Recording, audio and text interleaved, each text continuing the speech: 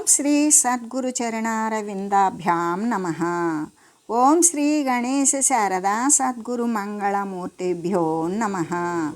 ఓం నమో భగవతే వేదవ్యాసాయ నమః. ఓం నమః ప్రణవార్థాయ శుద్ధజ్ఞానైకమూర్తయే నిర్మలాయ ప్రశాంతాయ దక్షిణామూర్తయే నమః. ఓం ఈశ్వరో గురురాత్మేతి మూర్తిభేద విభాగినే వ్యోమవద్వ్యాప్తదేహాయ దక్షిణామూర్తయే నమః. శ్రీ గురుగీత పరిశిష్ట భాగము. అయితే ఏ మహనీయునికైతే, ఏ పరమ పుణ్యాత్మునికైతే ఎక్కడెక్కడ శ్రీ గురుదేవుని పట్ల భక్తి అనేటువంటిది జనిస్తుందో అప్పుడే, అంటే అక్కడికక్కడే మహాదేవుడు అనే ఆ పరమేశ్వరుడు సాక్షాత్కారం చేస్తూ ఉన్నాడు. అటువంటి భక్తునికి జ్ఞానం ఇస్తూ ఉన్నాడు పరమేశ్వరుడు. జ్ఞానం ఇచ్చినప్పుడు వాడు రక్షింపబడుతూనే ఉన్నాడు. అంటే గురుభక్తి కలిగినటువంటి వాడికి సాక్షాత్తు కూడా శివస్వరూపుడే, బ్రహ్మస్వరూపుడే, విష్ణుస్వరూపుడే అగుతూ ఉన్నాడు. అఖండమైనటువంటి గురుభక్తి కలిగినటువంటి సచ్చిష్యుడు, అంటే ఎవరి దృష్టికైతే పరమదేవుడై కనబడుతూ ఉన్నాడో అటువంటి సద్గురుమూర్తిని సదా సేవించాలి, ధ్యానించాలి. అంతేకాదు ఎల్లవేళలా స్మరించాలి. అలా దృష్టికే పరమదేవుడై జ్ఞాన స్వరూపమే ఆయన యొక్క రూపమై ఉన్న సాక్షాత్తుగా మనకి ఎదురుగ్గా కనపడేటువంటి శ్రీ సద్గురుదేవుని వదిలివేసి, అంటే శ్రీ గురుమూర్తిని ఎవరైతే ఉపాసించకుండా మరి పరిత్యజిస్తారో వారికి కంటికి కనబడనటువంటి శాస్త్రాన్ని చదివి జ్ఞానాన్ని సంపాదించాలి అనే ఆలోచన చేసేటువంటి వాడు చేతిలో ఉన్నటువంటి నీటిని వదిలివేసి మరి మొబ్బులో ఉన్నటువంటి నీళ్లను తాగాలి అని ఆలోచన చేసినటువంటి వాడే అవుతాడు. అంటే ఎవరు వీరిద్దరూ కూడా అవివేకులే. ఎలాగంటే జ్ఞానము అనేటువంటి అమృతాన్ని తాగలేక మొదటివాడు, అంటే గురువుని ఉపేక్ష చేసినటువంటి వాడు. అంతేకాదు జలపానం లేక రెండవ వాడు, మొబ్బులో నీళ్లు చూసి పాత్రలో ఉన్న నీరు పోసుకున్నటువంటి వాడు. ఈ విధంగా వాడు జ్ఞానాన్ని అనుసరించలేనటువంటి వాడు తాపశాంతిని పొందలేడు. మరి తాపదాహాలతో శాంతిని పొందకుండా ఉన్నారు. అంటే ప్రత్యక్షంగా కూడా చేతిలో ఉన్నటువంటి నీరును పోగొట్టుకున్నవాడు దాహాన్ని తీర్చుకోలేడు. మరి ఎదురుగ్గా ఉన్నటువంటి సద్గురుమూర్తిని నిర్లక్ష్యం చేసిన వాడు జ్ఞానామృతం చేయలేక ఆ యొక్క తాపత్రయ శాంతిని పొందలేడు. అంటే గురుదేవుని మాత్రమే సేవించి జ్ఞానామృతాన్ని త్రావాలి. అలా త్రాగినప్పుడే వానికి జన్మ పరంపరలుగా వచ్చినటువంటి తాపత్రయాలన్నీ కూడా శాంతిస్తాయి. వాడు నిరతిశయ ఆనందమైనటువంటి పరమపదాన్నే పొందుతాడు. శ్రీ సద్గురుమూర్తి బోధించేటువంటి జ్ఞానామృతాన్ని సేవించినటువంటి వాడు. అయితే కన్నులకు కనపడేటువంటి సాక్షాత్తు మహాదేవుడే అయినా ఎవరు సద్గురుమూర్తి ఎటువంటి వాడు? సాక్షాత్తు పరమేశ్వర స్వరూపుడు. అటువంటి అంటే పరమేశ్వర స్వరూపుడు అంటే అజ్ఞాన తిమిరాంధాన్ని, అంధకారాన్ని సమస్తము నశింపజేయగలిగిన వాడు. అక్కడ అజ్ఞానము, అవివేకము అనేది నశించిపోతే దాని స్థానే ఏముంటుంది? దాని ప్రదేశంలో జ్ఞానం ఉంటుంది, వివేకం ఉంటుంది, స్థిర పదార్థం ఏదో తెలుస్తుంది. అస్థిర పదార్థమైనటువంటి దేహంతో కూడా వాడు జ్ఞాన మార్గంలో ఉన్నప్పుడు సర్వము అవిద్యగానే చూస్తాడు. ఆ జ్ఞాన జనితంతో ఉత్పన్నమైనటువంటి దేహభ్రాంతులు, లోకభ్రాంతులు అనేటువంటివన్నీ కూడా వదిలివేస్తాడు. దేని ద్వారా? జ్ఞానము ద్వారా. కాబట్టి అటువంటి తాపశాంతిని, అజ్ఞానాన్ని నశింపజేసేటువంటి దానిని సాక్షాత్ మహాదేవుడైన శ్రీ గురుమూర్తిని వదిలివేసి వారి యొక్క మహిమను, వారి ప్రభావాన్ని కూడా తెలుసుకోలేక గురుతత్వం అంటే ఏమిటి? శాశ్వతమైనటువంటి తత్వము. ఏ పరమాత్మ పరమపదమైతే ఉన్నదో ఆ తత్వమే శ్రీ గురుతత్వము అనే విషయాన్ని గురించి వాడు ఏమాత్రము విచారించకుండా, ఇంకా వానికి దొరకనటువంటి వారిని ఈయన దగ్గర కంటే కూడా మరి ఇంకెవరి దగ్గర అయితే ఇంకా నేను ఎంతో ఏదో పొందుతాను అని ఆలోచన చేసి అందుబాటులో ఉన్నటువంటి శ్రీ సద్గురు శ్రేష్ఠుని జ్ఞానాన్ని మరి ప్రవహింపజేయగలిగినటువంటి సద్గురు వరేణ్యుణ్ణి ఈ యొక్క రూపనామ క్రియలకు లోబడి ఆ జ్ఞానంతో చూసినటువంటి వాడు అటువంటి సద్గురుదేవుని ఉపేక్ష చేస్తాడు. అలా ఉపేక్ష చేసి ఎక్కడో ఉంటాడు. ఆయనైతే ఏదో ఆ వస్త్రాలు ధరిస్తాడు, అడవుల్లో ఉంటాడు. మరి జటావల్కాలు ధరిస్తాడు, కాషాయాంబ్రాలు ధరిస్తాడు, మరి కృష్ణాజనం ఉంటుంది, జటలు గట్టి ఉంటుంది. అంతేకాదు ఆయన ఈ ఊళ్ళో తిరగడు అనేటువంటి ఏవో ఊహాపోహలు పోయి వాళ్ళ కోసం వెతుకుతూ కాలాన్ని వృధా చేసుకోవడం వేషానికి ధారణకి సంబంధించినటువంటిది జ్ఞానోపదేశం కానే కాదు అనే విషయాన్ని గ్రహించేటప్పటికీ వాడి యొక్క శరీరానికి కాలపరిమితి అయిపోతుంది.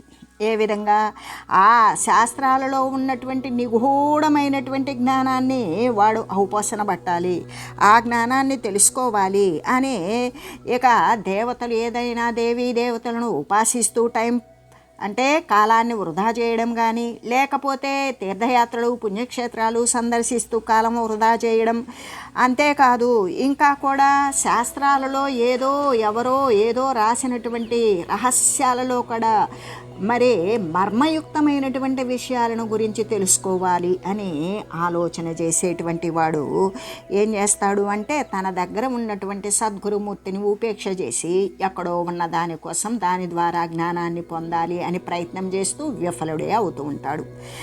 అదే ఎలాగా అంటే ఇప్పుడు ఎవరైనా సరే తన పెరట్లోనే ఒక నిధి ఉన్నది, ఆ నిధిని తిరస్కరించడానికి తన పెరట్లో తన దగ్గరే నిధి ఉన్నది అనేటువంటి విషయం తనకి తెలియక వీడేం చేస్తాడు అంటే వేరే చోట ఎక్కడో దూరంలో నిక్షేపాలు ఉన్నాయట, దానిని త్రొవ్వి మనం ఆ నిక్షేపాన్ని స్వాధీనం చేసుకోవచ్చు అనేటువంటి ఆలోచనతోటి ఎక్కడెక్కడో తవ్వుకుంటూ మూఢుడిలాగా ఉంటాడు.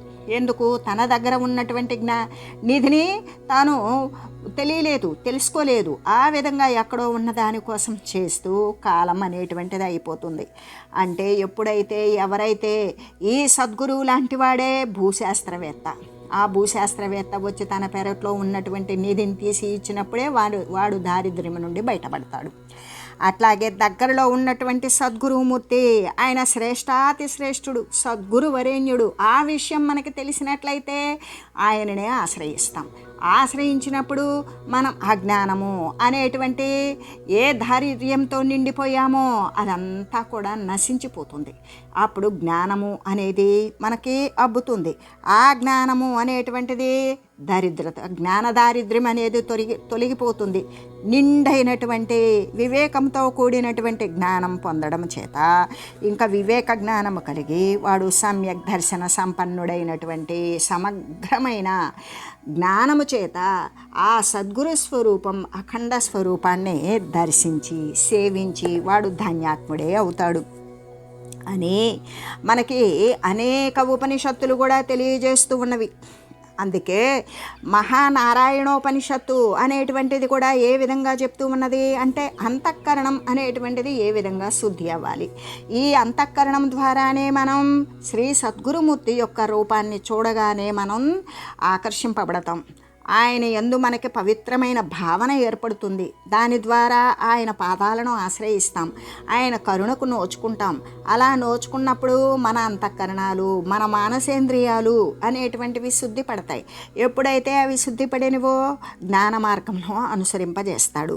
ఈ విధంగా ఉండేటువంటి విషయాలను గురించి మరి నారాయణోపనిషత్తు అంటే మహానారాయణోపనిషత్తు అనేటువంటిది కూడా ఏ విధంగా చెప్తూ ఉన్నది అంటే సకల వేదశాస్త్ర సిద్ధాంత రహస్య జన్మ జన్మాభ్యస్తాత్యంతోత్కృష్ట సుకృత పరిపాక వశాత్ సద్భిత్ సంగో జాయతే తస్మాద్ విధి నిషేధ వివేకో భవతి తతః సదాచార ప్రవృత్తిర్జాయతే సదాచారాదఖిల దురితక్షయో భవతి తస్మాదంతఃకరణమతి విమలం భవతి అని అంటే అనేకానేకాలైనటువంటి వేదాలు మొదలైనటువంటి శాస్త్రాల ద్వారా, ఇప్పుడు వేదాలు అనేటువంటివి అనేకాలు ఉన్నవా? కాదు, 4 ఉన్నవి. ఋగ్వేదము, యజుర్వేదము, సామవేదము, అధర్వణ వేదము, దాని యొక్క ఉపవేదాలు, ఇంకా షడంగాలు, దాని నుండి తీసినటువంటి ఉపనిషత్తులు, ఇంకా అనేక శాస్త్రాలు, వీటన్నింటికీ మూలము వేదాలే కదా. అలాగే ఈ వేదాలు మొదలైనటువంటి శాస్త్రాల యొక్క సిద్ధాంతాలు కూడా ఉన్నవి. ఒక్కొక్క శాస్త్రంలో ఒక్కొక్క సిద్ధాంతాన్ని వెలువరింపజేస్తారు. ఈ విధంగా ఈ సిద్ధాంత తత్వాలను కూడా జన్మల యందు కూడా, అంటే ఒక శరీరం పోతే మరొకటి పోతే మరొకటి అనేటువంటి ఇవన్నీ కూడా మరొకటి అనుకున్నా కూడా ఇవన్నీ జ్ఞానవంతమైనటువంటి శరీరాలే. మొత్తానికి శరీరాలు అనేటువంటివి జ్ఞానవంతమైనవే. ఎందుకు? వాడు సిద్ధాంత తత్వాలను గురించి, వేదాది శాస్త్రాలను గురించి కూడా మళ్ళీ కూడా అభ్యాసం చేస్తూ ఉన్నాడు. అంటే అభ్యాసము చేయగలిగినటువంటి వివేకం కేవలం మానవ దేహానికి మాత్రమే ఉన్నది. ఆ మానవ దేహంలో మాత్రమే ఈ యొక్క శృతి సంబంధమైన స్మృతిపదమైనటువంటి ఈ సిద్ధాంత తత్వాలను జన్మలలో కూడా అభ్యాసం చేస్తూ ఉన్నాడు. అంటే అది వివేకవంతమైనటువంటి జంతువునాం నరజన్మ దుర్లభం. దానిలో ఏమున్నది అంటే జ్ఞానం నరాణం అధికం విశేషం. ఎప్పుడు మనుజులలో ఉన్నటువంటి అధికత విశేషత ఏంటి అంటే జ్ఞానమే. ఆ జ్ఞానం వల్లనే వాడు మానవుడుగా, మా అంటే అజ్ఞానము, నా అంటే లేకుండా, వా అంటే వర్తించేటువంటి వాడు, అజ్ఞానము లేకుండా బ్రతికేటువంటి వాడు, జీవించేవాడు. ఆ జీవనంతో మళ్ళీ కూడా ఉపాధి సంబంధమైనటువంటి స్థితులు రహితం చేసుకునేటువంటి జ్ఞానాన్ని వాడు ఔపాసన పట్టేటువంటి వాడు. పరతత్వాన్ని గురించి తెలుసుకొని పరమపదాన్ని పొందేటువంటి వాడు మానవుడు.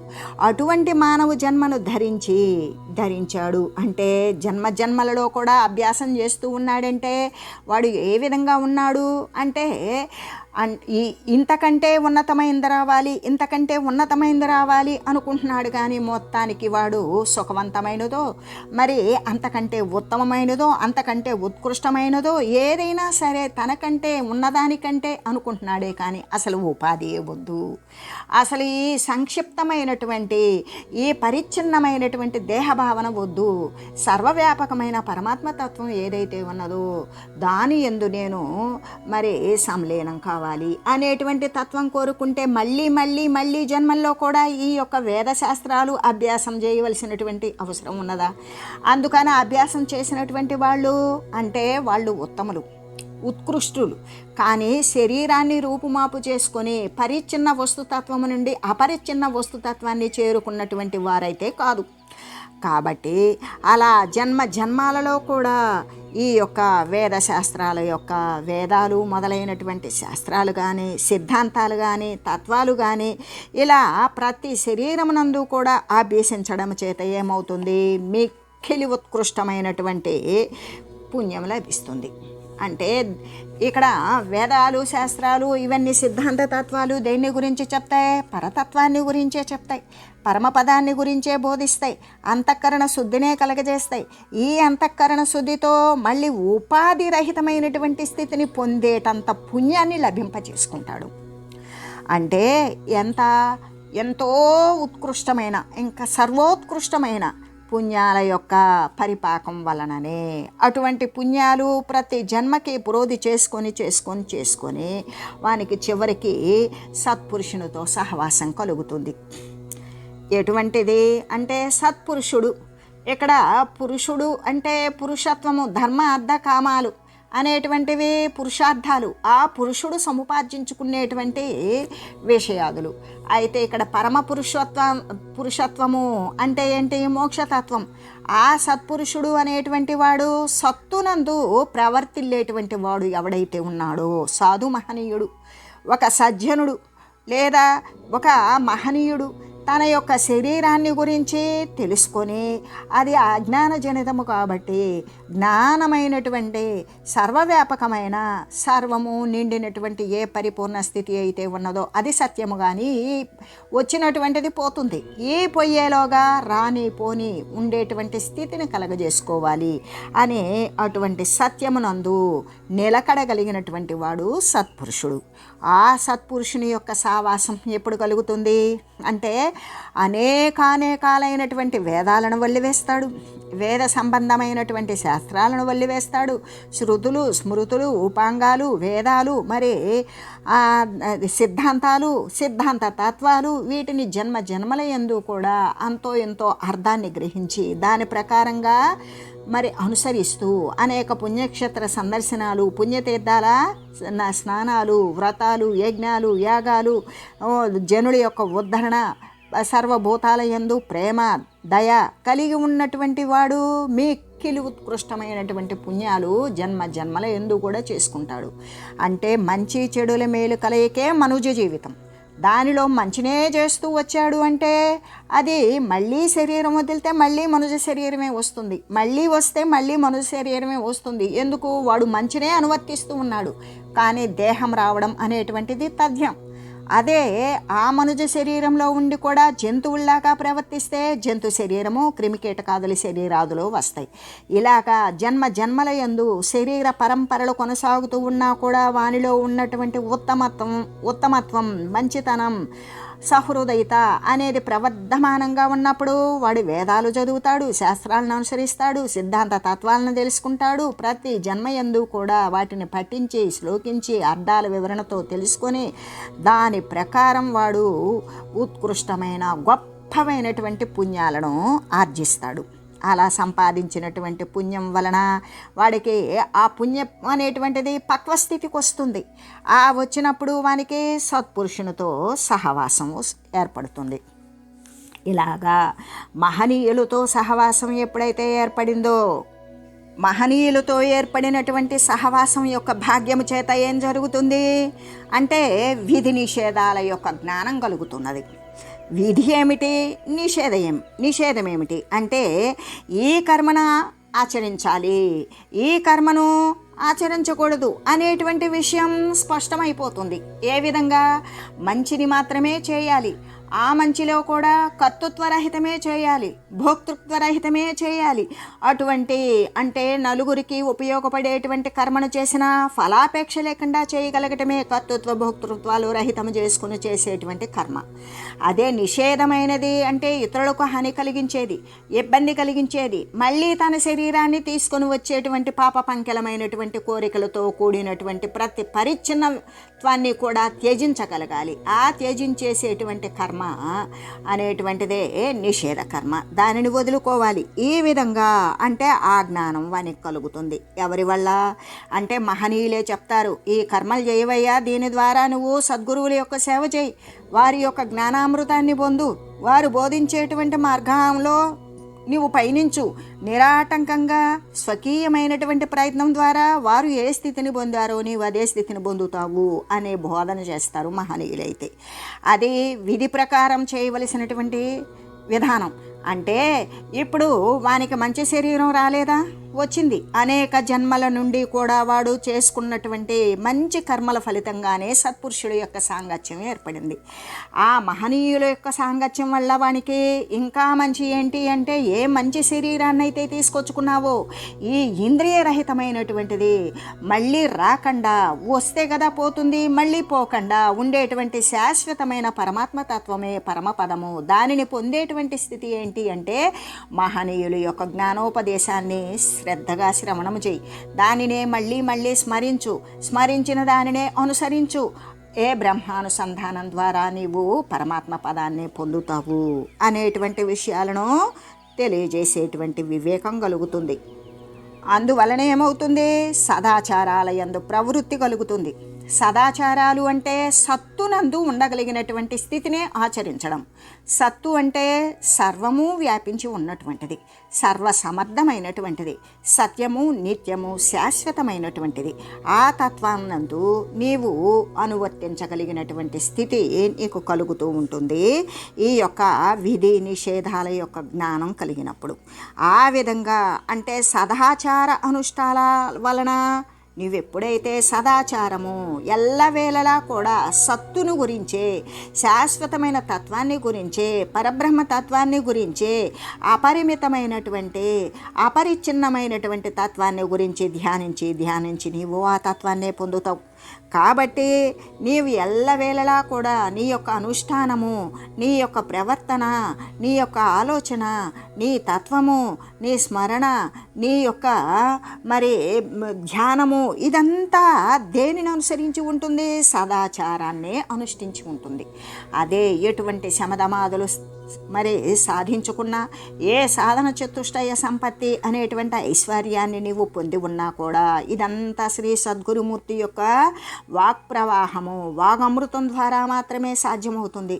ఆయనే సత్పురుషుడు. అటువంటి సత్పురుషుల యొక్క సాంగత్యం ద్వారా నీవు ఏం పొందుతావు? సదాచారాన్ని చేస్తూ ఉంటావు. సదాచారముతో కూడినటువంటి అనుష్ఠానాలే చేస్తూ ఉంటావు. ఎందుకు? నీవు కూడా సత్తు అనేటువంటి విషయం నీకు తెలిసింది. కానీ ఆ సత్తునందు నీవు అనుష్ఠించి సత్తు ఏనువయ్యేలాగా ఉండాలి అంటే అటువంటి అనుష్ఠానము, అనుసంధానమే కావాలి. ఆ విధంగా సకల దురితాలు కూడా మళ్ళీ దేహధర్మాలను కొని తీసుకొని వచ్చేటువంటి, తాపత్రయాలను కలిగించేటువంటి ఈ దృశ్యమాన సంబంధమైన, ఈ ఉపాధి సంబంధమైన ఈ యొక్క పాపాలు ఏవైతే ఉన్నావో అవన్నీ కూడా నశించిపోతాయి. అలా నశించిపోవడమే పాపక్షయం. ఇక్కడ పాపము పుణ్యము అనేటువంటిది కాదు. ఏదైనా సరే కర్మ ఫలితం ఏదైతే ఉంటుందో దానిని మిగలకుండా ఉండేటువంటిది. ఏ వాసన, ఏ కామాలు, ఏ కోరికలు, ఏ వాసనలు, ఏ సంస్కారాలు అయితే ఉన్నావో అవి సర్వంగా నశించిపోయినప్పుడు మాత్రమే నీకు ఈ యొక్క సదాచారాల యందు ప్రవృత్తి, పరమాత్మతత్వం వైపు ఎప్పుడైతే విరాజమానంగా నిరాటంకంగా కొనసాగగలుగుతావో దాని వలన నీకు శరీరాలను కొని తీసుకొని వచ్చేటువంటి సంసార సంబంధాలు, శరీరాల యొక్క పోకలను కల్పించేటువంటి ఏ దురితాలైతే ఉన్నవో అవన్నీ కూడా నశించిపోతాయి. అలా నశించిపోగా ఇక నీకు పాపం అనేటువంటిది క్షయించిపోయినట్లే కదా. పాపం నశించిందా ఇంకా అంతఃకరణం అనేటువంటిది శుద్ధవంతమవుతుంది. ఎప్పుడైతే అంతఃకరణం అనేటువంటిది శుద్ధమవుతుందో దాని ప్రకారమే ఈ యొక్క వేదాది శాస్త్రాల యొక్క, సిద్ధాంత తత్వాల యొక్క జన్మలలో కూడా అభ్యసించడం అనేటువంటిది అనువర్తిల్లుతూ ఉంటుంది అని చెబుతూ, ఓం మంగళం శ్రీ గురుదేవాయ మహనీయ గుణాత్మనే సర్వలోక శరణ్యాయ సాధురూపాయ మంగళం. ఓం లోక సమస్త సుఖినో భవంతు. ఓం శ్రీ సద్గురు పరబ్రహ్మార్పణమస్తు. ఓం తత్సత్.